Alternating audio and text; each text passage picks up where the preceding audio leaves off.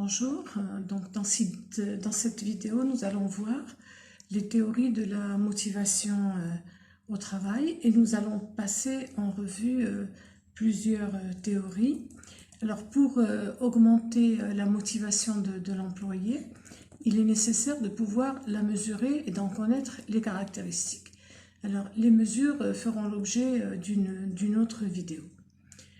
Passons d'abord en revue quelques définitions et quelques caractéristiques de la motivation.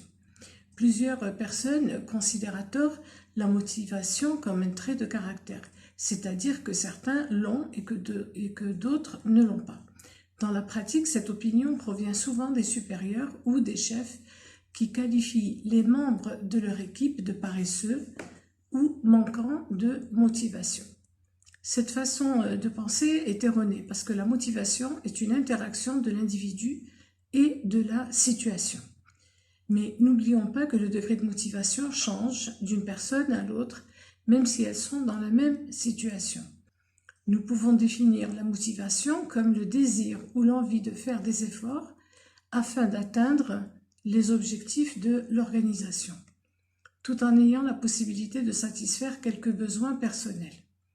Les trois éléments importants de notre définition sont l'effort, l'objectif de l'organisation et les besoins. L'élément effort est une sorte de mesure de l'intensité du travail.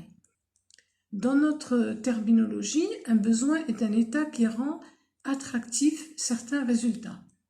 Un besoin insatisfait crée une tension à l'intérieur de l'individu qui peut devenir une pulsion. Ces pulsions génèrent un comportement de recherche d'objectifs particuliers qui, s'ils sont atteints, vont permettre la satisfaction du besoin et atténuer la tension. Ainsi, nous pouvons dire que les employés motivés se trouvent dans un état de tension. Pour la diminuer, ils prennent quelques mesures. Plus la tension sera grande, plus l'effort sera grand. Si cela procure une satisfaction du besoin, la tension se réduit. Quand les besoins de l'individu sont compatibles et en accord avec les objectifs de l'organisation, la motivation à travailler est grande. Quand ce n'est pas le cas, il est possible que l'employé fasse beaucoup d'efforts qui soient contre les intérêts de l'organisation. Cela se passe plus souvent qu'on ne le pense. Certains employés peuvent passer beaucoup de temps à faire la conversation avec leurs collègues afin de satisfaire leurs besoins sociaux. Beaucoup d'efforts ont été déployés, mais sont improductifs pour l'entreprise. Alors, la motivation au travail est aujourd'hui un élément important dans la gestion du personnel et c'est seulement ainsi que l'entreprise sera en condition de former une culture organisationnelle solide et un climat de confiance. Selon Tremblay-Barrett, les chercheurs et les entrepreneurs ne sont pas d'accord sur la notion de motivation. Selon Muntenberg, la motivation est ce qui fait qu'un individu agit et se comporte d'une certaine manière. C'est la combinaison de processus intellectuels, physiologiques et psychologiques qui décident dans une situation donnée avec quelle force intervenir et dans quelle direction orienter son énergie. Alors, Lévy-Le Boyer, quant à lui, donc, dit que la motivation est l'ensemble des facteurs qui occasionnent, canalisent et soutiennent la conduite humaine dans un sens particulier. Selon Mougeri, la motivation est un terme générique qui s'applique à une large série de pulsions, désirs, besoins. Des collaborateurs motivés signifie que les supérieurs réalisent des actions grâce auxquelles ils espèrent que leurs employés puissent satisfaire leurs pulsions et désirs et ainsi induire chez eux une manière déterminée de se comporter. Ces idées semblent d'accord sur le fait que la motivation est un processus ou une combinaison de processus, comme l'entend Bloom et Naylor, qui consiste à influencer d'une certaine manière la conduite des personnes. Donc nous pouvons dire que la motivation est la cause du comportement d'un organisme ou la raison par laquelle un organisme entreprend une activité déterminée. Chez les êtres humains, la motivation englobe tant les pulsions conscientes qu'inconscientes. Les théories de la motivation en psychologie établissent un niveau de motivation primaire qui fait référence à la satisfaction des besoins élémentaires comme respirer, manger, boire, et un niveau secondaire qui fait référence aux besoins sociaux comme la réalisation ou la reconnaissance. On suppose que le premier niveau doit être satisfait avant de prétendre à la satisfaction du deuxième niveau, mais cela n'est pas toujours vrai. Le psychologue Abraham Maslow a établi une hiérarchie motivationnelle en 6 niveaux qui explique le comportement humain. Les idées sur la motivation sont apparues dans divers contextes historiques. Il nous paraît intéressant d'en passer quelques-unes en revue. Donc, dans le modèle traditionnel qu'on trouve dans l'école de la gestion scientifique, la motivation des travailleurs passe par des encouragements financiers, c'est-à-dire que plus les travailleurs produisent, plus ils gagnent de l'argent. Pour cette école, la motivation se centre uniquement sur l'intérêt économique. L'homo economicus est l'homme rationnel, motivé seulement par l'obtention de plus grands gains. La motivation humaine est plus complexe puisqu'elle regroupe tant le volet économique qu'intellectuel ou spirituel.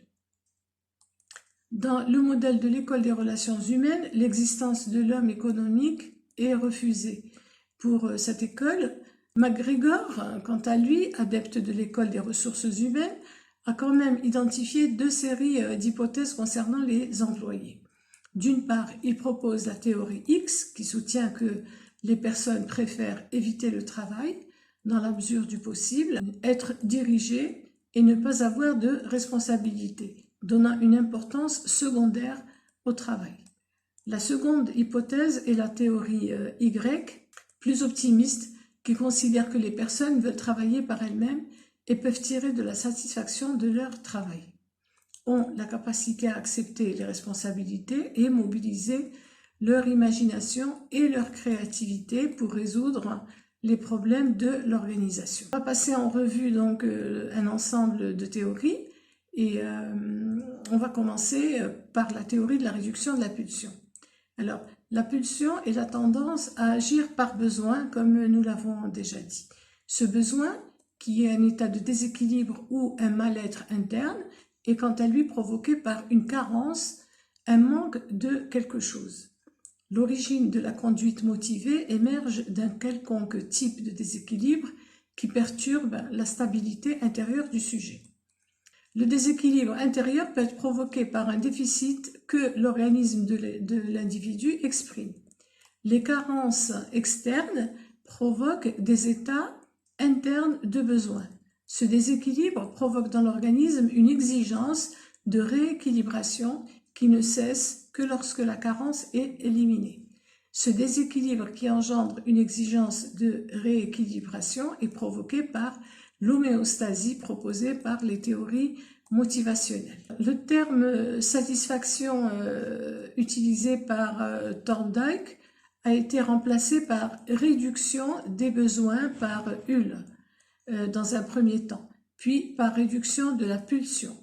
Quand l'action d'un organisme est une condition pour augmenter la probabilité de survie de l'individu ou d'une espèce dans une situation déterminée, on dit qu'il est dans un état de besoin. Le besoin actuel ou potentiel motive ou impulse une activité. Pour cette raison motivationnelle, les besoins sont considérés comme des producteurs de pulsions ou ce qu'on appelle des drives, des pulsions animalières primaires. Le concept général de pulsion possède, pulsion que nous nommerons D par la suite, possède le statut systématique d'une variable jamais observable directement. Le besoin intervient comme une variable indépendante, suscitant la pulsion.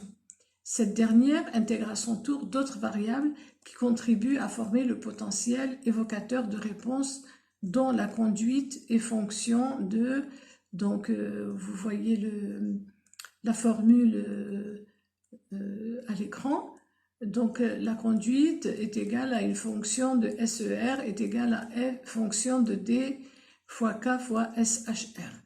SER ici est le potentiel évocateur de réponse, D est le drive ou pulsion, K c'est la motivation ou quantité et qualité de la récompense, et SHR c'est la force de l'habitude. On passe maintenant à la théorie de la motivation par les émotions. Là, on sait que les émotions ont une fonction biologique qui prépare l'individu pour se défendre grâce à d'importants changements physiologiques de l'organisme et générant des comportements adéquats qui permettent le rétablissement de l'organisme. Quand les états émotionnels sont désagréables, l'organisme essaie de les réduire avec un mécanisme plus ou moins équivalent à celui qui réduit la pulsion. Pour cela, des auteurs comme Reeve considèrent les émotions comme des facteurs de motivation. Puis on passe maintenant à la théorie de la stimulation. On doit l'explication de la motivation par stimulation à des auteurs comme Jung, Thorndike, McClelland, Skinner ou encore Richter. Il existe une relation profonde entre la psychologie de l'affectivité et le concept de stimulation. Une stimulation est un élément important dans le comportement motivé. Cela consiste en reconnaître et renforcer le besoin par une récompense. L'animal qui réalise un numéro au cirque attend immédiatement une friandise. Le garçon de café attend un pourboire. L'enfant, ayant obtenu de bonnes notes, attend une récompense. Donc, ce sont des stimuli de renforcement de la conduite motivée. Les stimuli les plus communs sont l'argent, la reconnaissance sociale, les louanges, les applaudissements, etc. Alors, la récompense est un incitateur à l'action. Jung est un des auteurs qui a le plus documenté empiriquement la fonction motivante de la récompense, et ce, indépendamment de la valeur homéostasie pour réduire un besoin biologique ou une pulsion. Jung n'a jamais prétendu faire de la théorie hédoniste une alternative au modèle homéostatique. Ces études ont prouvé que les organismes peuvent être motivés par le désir de plaisir, comme les désirs de récupérer des énergies perdues ou de réduire une pulsion dérangeante. D'autres auteurs, comme McClelland, ont aussi apporté des contributions à ce sujet. Pour McClelland, une motivation est une association affective intense, caractérisée par une réaction anticipatrice d'un objet sur la base d'une association prévue de certains stimuli clés avec des réactions affectives de plaisir ou de douleur. Holtz, quant à lui, a étudié les centres de plaisir et de douleur du cerveau, ce qui lui a permis de confirmer que le grand pouvoir motivationnel des expériences affectives n'a pas d'autre fonction immédiate que la joie ou la jouissance. Bon, après, il y a de nombreuses théories que je vous invite peut-être à rechercher. Donc, par exemple, nous avons les théories cognitivistes, la théorie de la dissonance cognitive, les théories de l'espoir-valeur, théorie des expectatives, théorie physiologique, les théories humaines, etc. etc. Donc les théories sont nombreuses et nous passerons donc sur la vidéo suivante à la mesure de la motivation.